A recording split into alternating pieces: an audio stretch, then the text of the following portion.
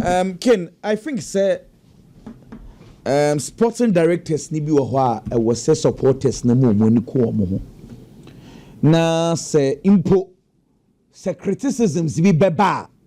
Instead of going to the coaches, it should go to those sporting directors. I think say clubs ni bi wo ho a they are hiding behind coaches' not successes. Example, a Hansa Flick situation. Na 2 windows in Yana said the second season ye. The basa tamano Juan Garcia, Dani Omo, and a Rooney Baji. Oya Barcelona defense noir. Hansi is expected to compete, win the Champions League. Pau Kubasi, any Eric Garcia 4 and 5. The king, with all due respect, Senya Basa Pa and a Pau Kubasi, ni Eric Garcia show Mujesia. Sad defense we, yeah, they both compete. Yeah, they both compete. But you see, last year's successes, you know, are blinded supporters, you know. Amamujini say, oh, these are individuals, inti, say, problems is here, young fan question coach. But they decorating me no. Said Deco be buana. In Kahansi be top players. I'm an abe shechiro. I'm an ababodi. Me can you see Chelsea situation no? En komoy ma can say Chelsea trophy no G club World Cup no. And on the blinded sporting directors because club World Cup no. Acquire Chelsea for far so G with these defenders, Tosina Darabia, Betty Ashell, Wesley Fofana. Oh, yeah, the Johnson Champion, Chelsea defenders, we are. You found competing with all due respect. But Club World Cup, no, a blinding penny for. It go to some point in time, Mariska, players, quality, no, sporting directors, no, use these players. Omutimej Club World Cup, more. After one say, Mikel Obiso so the Nanuatum says Chelsea supporters snake and a defenders no, and now no Chelsea lose to Sunderland or BRC Fankwasha Mariska. But Obiaso soon him say, the man Chelsea lose a bad defending from those boys. Tosin Adarabia Yomo. Average defenders. The sporting directors want to buy quality. Into coaches Fakobo. Omolusu here the coach. Well, Namianka Sama Samuye, meet him Mariska press conference. Ken, Mariska press conference, and Sancho for Kobisa Mariska say you were premiership anymore. Among for the throw-ins and set pieces and Aisha goes to par. It's in a Chelsea move ye biana.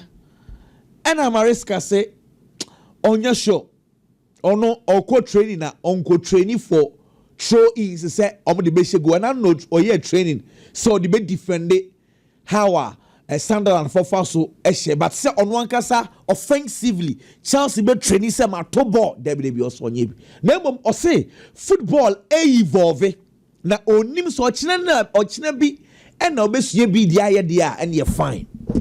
Okay, first of all,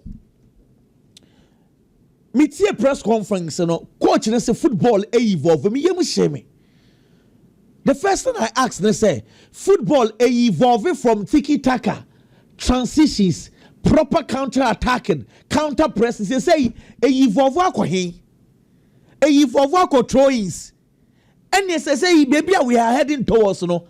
And yo, because if football are evolving, football, from tiki-taka, beautiful football, counter-attack, throw-ins there. And we need to find solution. We need to stop this thing. When you just had throw-ins, and now Liverpool ni Brentford 4 to throw-ins, Makumako 10 throw-ins no more 2 years. When you almost spending 9 minutes 18 seconds on just throw-ins. 9 minutes. Average throwing back could be almost spending over 55 seconds, close to 1 minute, one throw-in. Meanwhile, you are an eye for say football no say waste of time. It's goalkeeper chibola. When the mrandi abase goalkeeper chibona wa mobo ne nsimua 8 seconds a corner kick meboa. What is the idea behind that decision? The idea behind the decision is say send your goalkeeper on wasted time. But the real time waster pa yes throwing is now also so. Say throwing a ba say kwabrane be for ball ato close to 1 minute. How? Because afei and okofa towel and the towel na paper ball no when ya butcha ko nechi aba beto. How can we tolerate this? Me because all this while say FIFA from crowd go so mo dwen won say 90 minutes na time I ball power park so no average by 55 minutes po in kind nyina you wasting the sa and am study showing say ba be ka ho into one when here ya keka ko say 90 minutes na bo anka o park na so no you better 40 minutes. It is something that needs urgent attention. Mama fanya goodie because ball no una onim throw into e buy akofato. But so when you but paper on a throwing off in the defenders nina but said the corner kick. What is that? As I say, yeah, baby average 1 minute per throw in. Said the oh. Set pieces by Yajicha Hunsa, say Arsenal goes almost set piece. Yajicha say you're moving from normal set pieces about the cat throw-ins. Aman central for Ebisa, Air Force Mariska say Mariska, the band also be throw-ins. How? Big clubs in the best starting to. Now we share classic on who say Barcelona and Real Madrid yes had any. Hey, Premiership, we be on the name and almost say no. Yet also be okay. Vinicius Jr ne Jabi Alonso conversation no. Ken before Jabi Alonso ebeba no. Na Vini contract and some na start eba. Let me first of all let's be fair. Na Vini ene Real Madrid contract and some no na bank kakra obe extend Madrid for ni buafu no Madrid for class obe kwa Saudi Arabia intino. Let's establish this. And yes, na Vini and Real Madrid etia sumgemu. Na contract and some hodada. Jabi Alonso banana conversation started say baso. Jabi Alonso will prefer Mbappe. Inti ebia no ni Vini enya issues. And na ye Club World Cup no. Semi-finals. Real Madrid versus Paris Saint-Germain. Before the game, Jabi Alonso had trained without Vinicius Jr playing.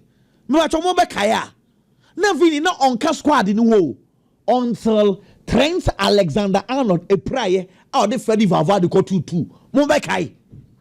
Kensa wo kai sa game no. And no man Vinicius Jr one for na ko to left wo. Or then ko to right. Sa day ni Vini share. The guy was he was not happy. Coach ni zini film against Emma Brahim Diaz be bobo ni bi. And then central for Sansu so mus say a kind. Look what some say 13 games at Real Madrid abo. Kids we bio 3 per and abo 90 minutes. Clearly, the minutes are not obo enkane. Sending a ball na SCF no ho the attention the biana na it goes through him no say enses you the influence enses you inti enano against Barcelona and Vini boss abo no nobody thought say coach ni be yi frame inti up to now me amiti hey eya me wan pass coach ni yi frame because changes na by and other gule then so uniform ni sana ohwie after so quiet some mistake no understandable. Freddy Valverde or unifi right back because one with the yellow card, one was also a pra. But Vini Vini was playing well. So then a Beckham coach and say after all the Bona Vini airborne obey Vini Jr. Eddie free game anymore. Because as some esibako esimyenu at what was one man fast at the airdrop patterns. Because me, I can give you one example. Question Real Madrid any Espanyol 77th minute or you Vinicius Jr. film, I'm a Vini Koye who complains. I'm a press conference in Central for beside Xabi Alonso. And as Xabi Alonso say, obe solve internally any problem behind and on crow you must stand one with him, not by any complaint, any issue. And see, I want to know. Send issue there, they should omoma something and that simple. Because clearly, Adia Vinicius Jr. Yeah. Any senior and call for now started in some airbano, Vini is not happy. And yes, so on you happy with Real Madrid, or you're happy with Real Madrid. Name of on you happy with his role under Xabi Alonso. This is where we are at the moment. Yeah, but with time, I bet you because Xabi Alonso no says say be bien one a bit in your and says again situation is say Real Madrid at Xabi Alonso which decision will be taken Real Madrid ebe back no. Inti enyamani yam you either Vinicius Jr will keep quiet and work under him no matter the situation, or will rebel or do before from bebo. New law. Ken Lamine Yamal. Okay. Demetimia can say Aquadano say adia beye ye bekum susum no. And yes say you drew ho. We hear Barca fan. Listen to me very well. The entire Real Madrid fan base is on Lamine Yamal. Left, right, center. They say that they are attacking him and Kasa. It is a obeda sorry. Na Barca for na or expecting some better nichino. Barca for na sansu cha moho edu sol siniswa ebekum boy ni sunsum. Onyenju leveler obetimi accommodate this kind of pressure. Me pacho semi komoni. Say in Comona eba from the Barcelona corridors. I am not happy. Leaks na eba and ya catch a boy and say on you careful and then now ABC it is too much for the boy because at this stage Real Madrid has to see this one either Barcelona backs him or they keep quiet. But if they go against him, not just say what about boy no because I feel say what they need to do in a second internally or make him but upon saying there they need to support him because me Lamine Yamal issues before we criticize the boy. More questions be brebisa. Omo bebo classico. Why na catch the boy and say, "Uncle sa program na say Thursday night." Why na man permission? Because me not sure say Pedri say Ronaldo you benya kukodro say makwat na program say Abraham wo crucial game. Why na man permission? Yen bisa sa questions no. Okay. Nipa kono man permission no. Then what was the reason behind the permission? So be a man permission then on my fan because we na quiet hard there no one. En common tiase. It's in but I think say internally they should deal with it. But upon saying there, omuntie break kakra because the way say Barca for no susu say asama Lamine Yamal ko kan na man Madrid for bufu ya omo share omo. Ebe but just say Eba kwaya na Manchester United supporters na dodo na aka ne say after Sir Alex Ferguson free bubu konim no players dodo a Manchester United that sign omo de aba no eya na sa players no mo ba omo free omo clubs na ebe join Manchester eya na omo performance no osoro pay but omo be Manchester United jesi no omo si akan a eya na enkoyi so after Sir Alex Ferguson se ubusa Manchester United supporters say player Ben Wabesha Manchester United JC after Sir Alex Ferguson Oma sign na ne performance was ropa na dodo na no be catch say e Bruno Fernandes by ken ene ensem na sesa oko Manchester United camper player ba ko ani padodo na ani age ne ho pa no eye Mbeumo I say offer ne din wo Manchester United boboku ni Manchester for legends e ka ne ho nsempa current playing body no e ka ne ho nsempa ni coach ka ne ho nsempa ne supporters ka ne ho nsempa say Mbeumo no or ye player ba ko mu ne mu gidie say efiti is so free ne club ebe join Manchester United boboku no omu wo gidie surunku wo ne mu say abrante no ebe fa edward Manchester United boboku ni ken so be kai pa ya at the time na Manchester United e pe Mbeumo before say na all join Manchester United boboku ni no na wa she 20 goals e wo Premier League ni by still na nkofo e wo doubt say abrante ne ba oba Manchester United mpokura ne still na abrante ni ntimi be flourish ontimi mbo ne homoden by say o check few games our body Manchester United saa story ni nyina no esesa oma na omo dawote eye Mbeumo no ase omo hye hu ade papa bi owa abrante no ho enken nyabotre na hwa abrante friend say Mbeumo Manchester United ni jesinim meji to mu say matches na wabɔ no endorse bebree ball na wabɔ no enye a lot of games a betimi di access ne say eye game to do betimi aka sa afide wa settle very well Manchester United by few games I Mbeumo etimi esi akande ba Manchester United no ene kakra obi ade na ni ehu no se o hwe few games na obetimi aka se Manchester United enya player obetimi abo because Mbeumo ni nyesa player na obeje bo a obeda ne ho obeye skills I entertain supporters ne there bi Mbeumo enya sa players no makwa eti se duwe o makwa esa Lamine yama mo betimi entertain supporters no by any time na Branty ne beje bo obi a Manchester United no the first no nim se won a player or you very productive very direct or the ball na ekonanim on throw opponents on throw defenders se onya ben penalty box na ade mienu pe ne wo Mbeumo trim either se mi se go and answer me create e dey my teammates etimi di ahye and after some few games in the Premier League that's 9 goals in the Premier League with me Manchester United 4 goals I 1 assist and so far based on number of games Mbeumo esi akande ba Manchester United no say omo say omenya player in terms of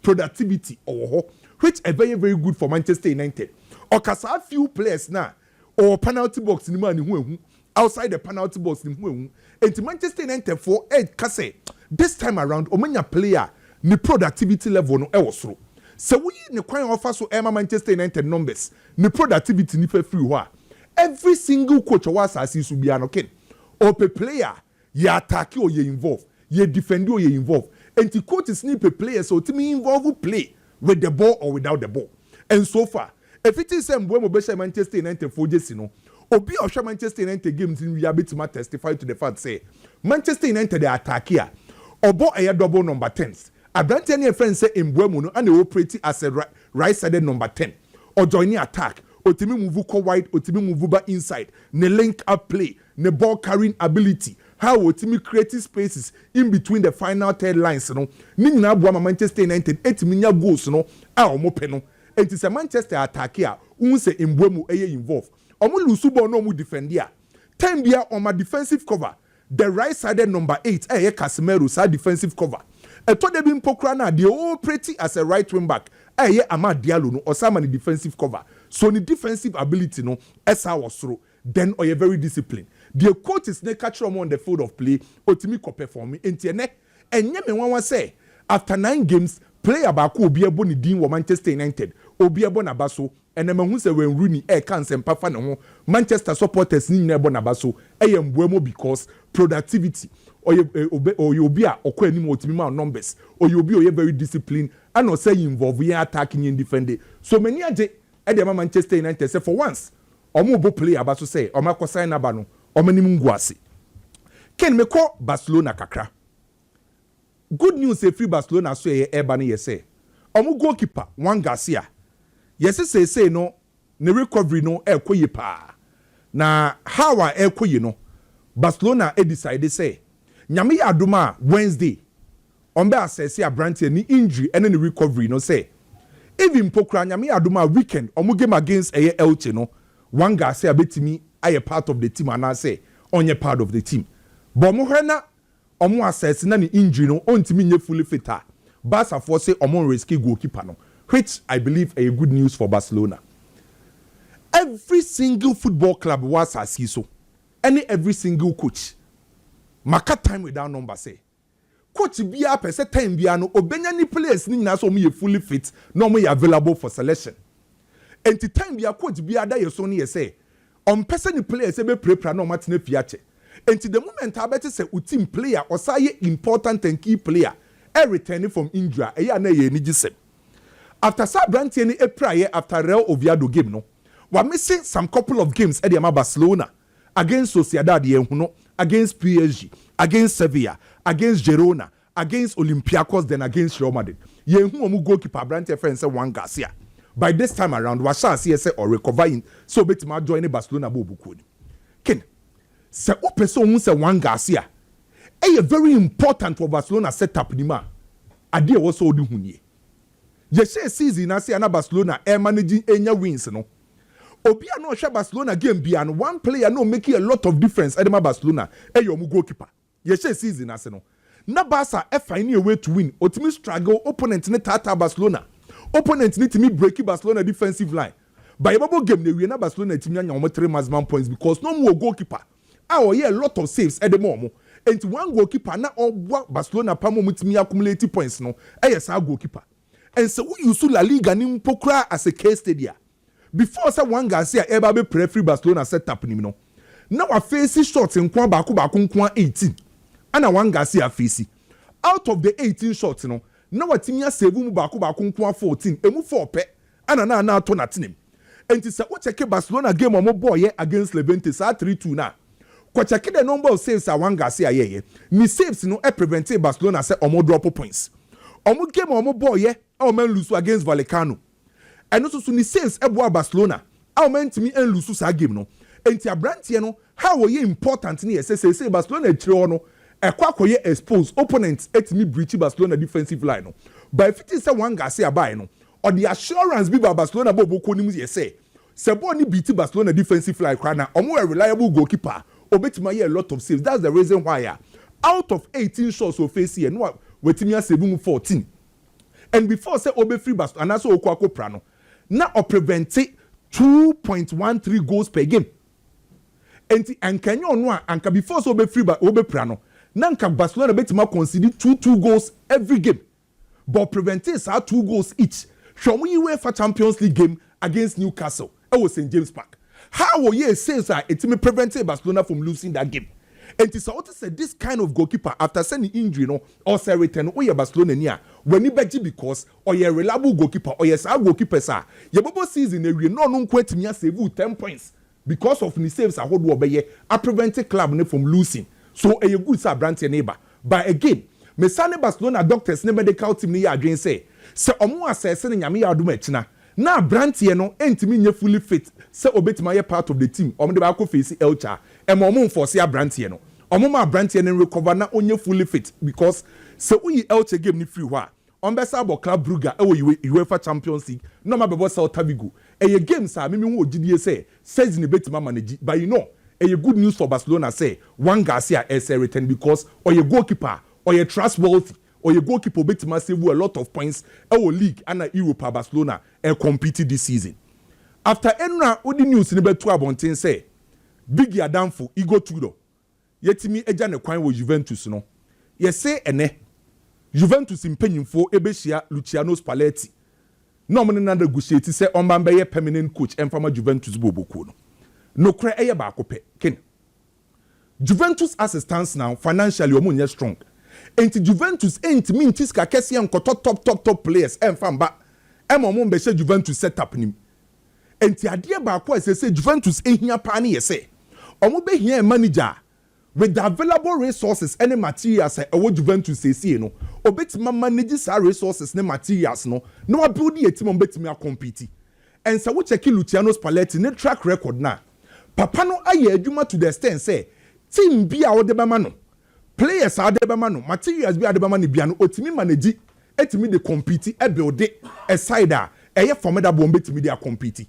And to check in the team or cross share with AS Roma. At the time, I know what Panucci, or what Di Rossi, or what Totti. These were good individual materials, but that time, not only the best, Italy.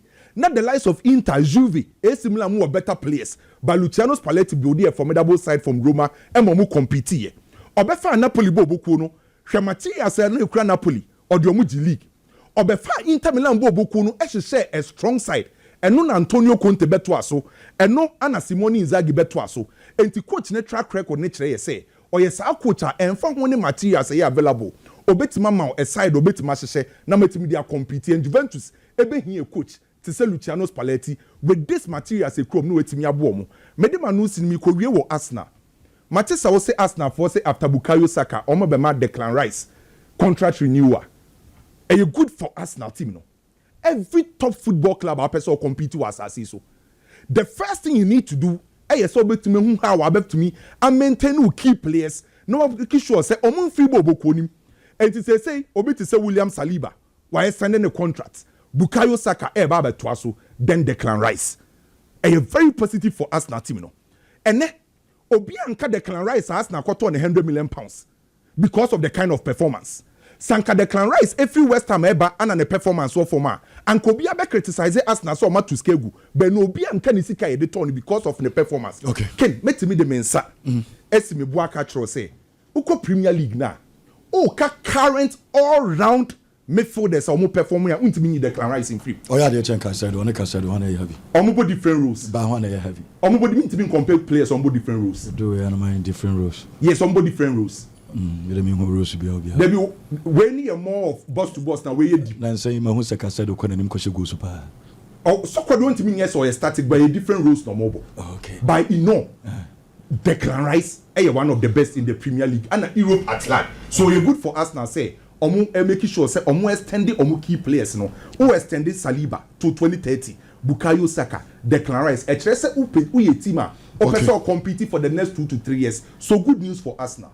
Asna Kwame Ayajela Adelson Faldiano Sumami na Yantos from Fio. May I say Now be some question be na NCSA be sana Zrawi ne papa me so be away say papa be away so ko program na se big sana Zrawi be away na yes so no kra na no ye aduane wo ni fio ana no the camera is in so no so your life no so ti ono so ne ba no call live ono so call live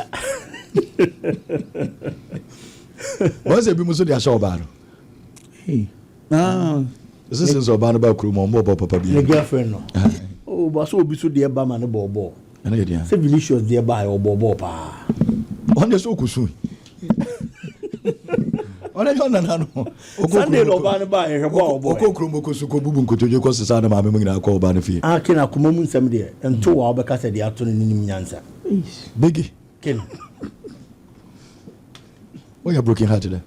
Oh manya be pain but a nice experience e boa me mama ni da ho now we are to say oh me dey dem shena wo shedam wo di dem shena awreho ai wo nidi wo be didi aduane de e shena nya wo de sa ba o so de kakagum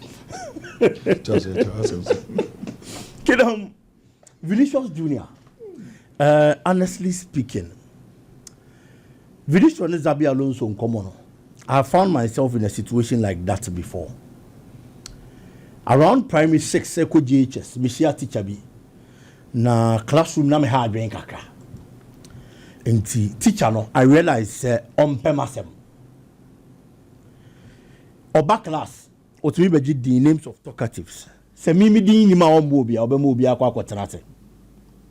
Because also on TSC say you actual names of talkatives na me man kasa because me dey den am kasa enti bi nsumi hu sa no impedifo se me nyaa me ye na madam ho so anytime he comes to the classroom there is no way say me kasa o ka asem na esiri mpo amensere the only thing I do is when we bisa me question and abo say me bie ma no am kasa if you want mo ko no eto aso sa later after your back class o hwe manim din no obo me din o se me ho te se na ma just se me ho ye o se na nsen dia me hu se wasesa because at that time nyame na me hwe me ho me ma me na hwe me ntimi nyi me ho mfan free school mu ho mfan ko school fu from enya possible ntimi nko kan nche me ma me se na ekoso nti onyi me nko school fu from on fiu krampo nti o se me copy with dia me wom se si a se dia be ya me ni teacher ni ko ni nkonkonya problem just because na wo se me fa kwan bia so na me tena school mu. So Vinicius Jr. a person na Real Madrid e was so nyanti as for now Xabi Alonso the any coach and whatever he does the coach remains Xabi Alonso. So Xabi Alonso mpe wase mumpo a ene ya obedan na di suban ya obedan na di ebetimi ama Xabi Alonso ababa be pe wase. It is reported yes ebia coach no nya ni favorite, that is true, but even with that can say yes sanity mpo it is normal in football. So obi nkonko yo obi favorite anka under Carlo Ancelotti nanka ye Real Madrid players omo wodi no omo ye favorite abra na ogane for Ballon d'Or no anka nya wo na obeba be ye favorite because that season if Real Madrid was being honest na nya wo na wo ye mpanifo bi favorite any coach favorite wa mobo amfa change Jude Bellingham, but because na wo ye binum favorite nti they decided to project you na wo kona kokko je Ballon d'Or e de ma wo ho e Real Madrid bo ko no. So even if you are not the coach's favorite, it is normal in football because maybe a better more. Vinicius Jr. Now your favorite man pedophobe our Real Madrid team name. Maybe at that time na players be on my home, but almost decided someone kasa because almost Tiago say. The performance he gave on Sunday against Barcelona, it is one of the best from Vinicius Jr. in recent times. But the coach you feel mpo. Now what problems are? There are so many ways I'll be to me approach coaching on and I didn't come up. But the other will park and so clearly. Actually, coach and Kasampo, maybe you don't respect the coach. If we are seeing in a shabby, or be a stadium honum be a hobby, guests just around where the one out see Casa.